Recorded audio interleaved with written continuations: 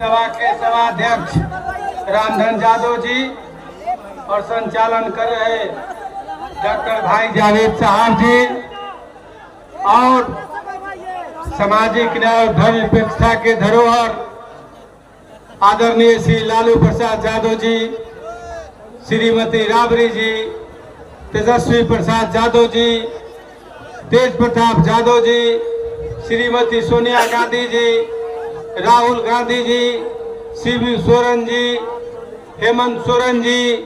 और दीपंकर भट्टाचार्य जी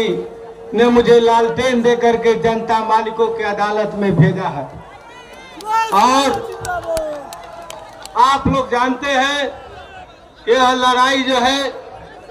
यह लोकतंत्र बचाने की लड़ाई है, प्रजातंत्र बचाने की लड़ाई है। और हम लोगों का पूर्वज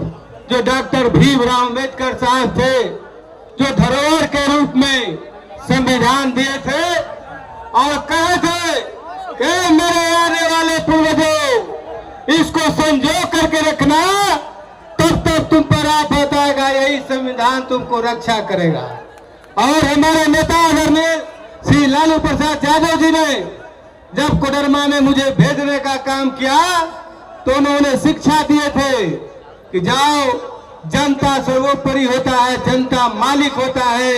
हर दरवाजे पर दस्तक और नतमस्तक तुमको देना होगा। और इसी तरह से मैंने सतगावा से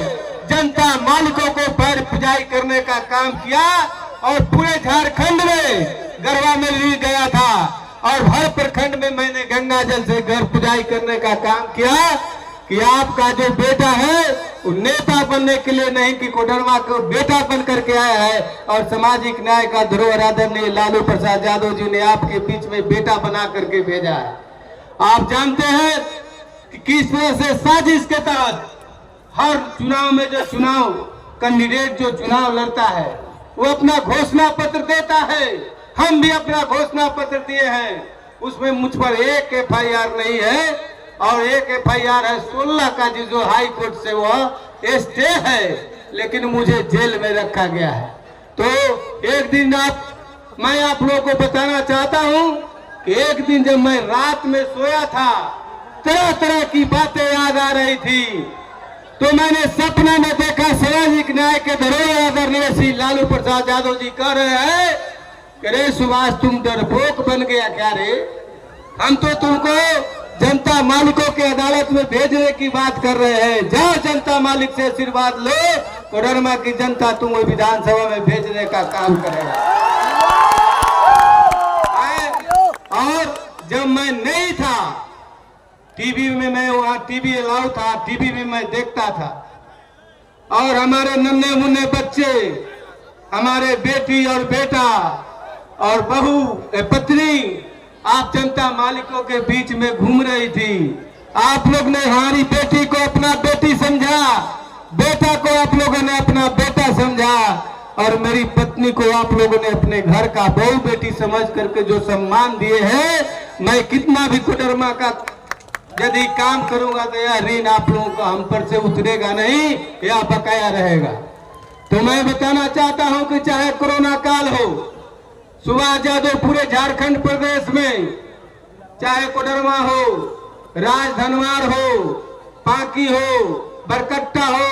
जरमुंडी हो, मागावा हो, टाटा हो, चतरा हो, सिमरिया हो और पलामू के क्षेत्रों में मैंने सभी जगह अपना मुट्ठी भर अनाज लेकर के बांटने का काम किया कि हमारे मालिकों को किसी तरह का परेशानी नहीं हो। जब कोरोना काल खत्म हुआ तो आप लोग को मैं बताना चाहता हूं कि मेरा सपना है कि कोडरमा को मैं जिला को अगर नए जिला के रूप में बनाऊं। मेरे पास में कुछ पावर नहीं है, लेकिन उसके बावजूद भी मैंने सोचा कि एक क्षेत्र में मैं काम कर सकता हूं कि कोडरमा में मैंने 8000 आम का फलदार वृक्ष फॉर्मेलिटी मैंने नहीं किया, बल्कि 3 से 4 साल का पेड़ लगाने का काम किया और फरवरी वो मदर लगाए और मई में आप लोगों को फल खाने का मिलेगा। उसके बाद मैंने चाहे हिंदू हो, मुस्लिम हो, किसी लोगों का त्योहार हो, मैंने सभी लोगों को सम्मान देने का काम किया। इसलिए कि हमारी पार्टी राष्ट्रीय जनता दल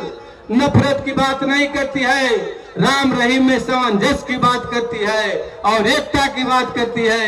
और हमारे लालू जी से हम लोगों ने सीखा है कि अपने पूर्वजों के इतिहास को याद करो। यदि आप अपने पूर्वजों के इतिहास को याद नहीं करोगे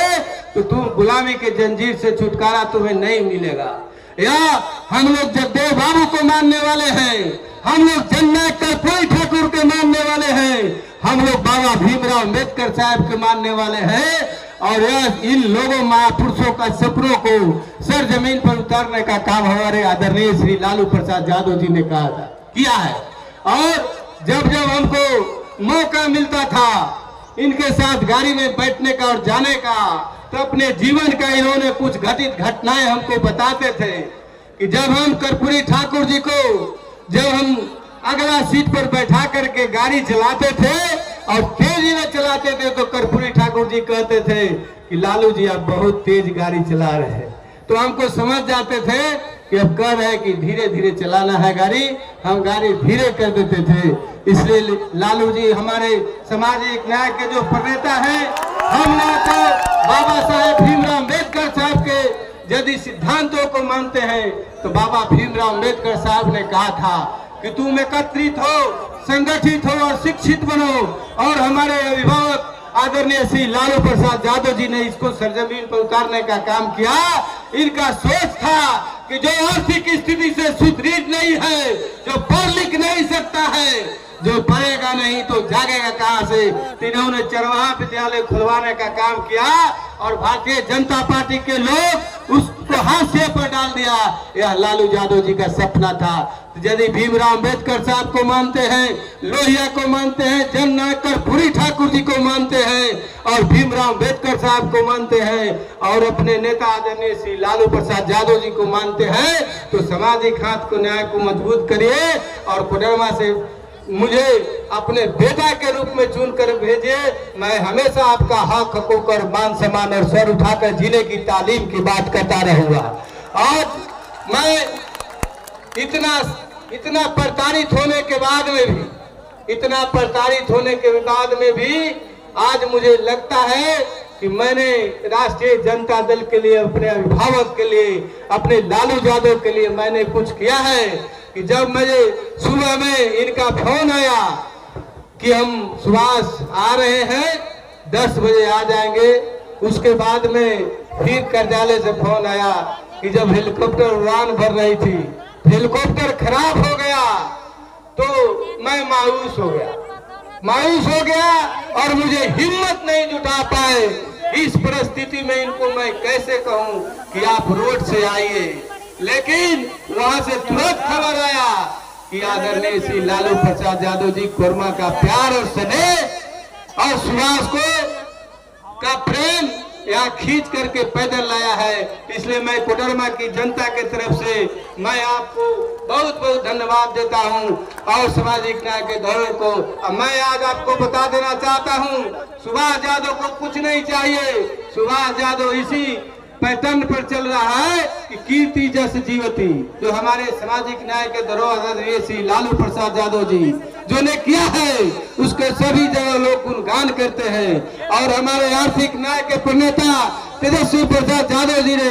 कहा था कि जब हम बिहार का चीफ मिनिस्टर बनेंगे तो अगला मेरा हस्ताक्षर जो होगा 10 लाख नौकरी देने का काम करेंगे। लेकिन वो तो मुख्यमंत्री नहीं बने, 17 महीना के कार्यकाल में उप मुख्यमंत्री बने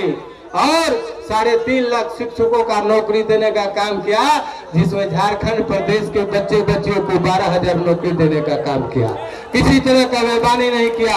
तो मुझे कुछ नहीं चाहिए, मैं एक इतिहास बनाना चाहता हूँ। जिस तरह से हमारे महापुरुषों ने, हमारे नेता ने इतिहास बनाया, तो मैं भी उसी तरह से एक इतिहास बनाना चाहता हूँ। आप लोग को भी मैं कहना चाहता हूँ कि अपने पूर्वजों के इतिहास को पढ़ो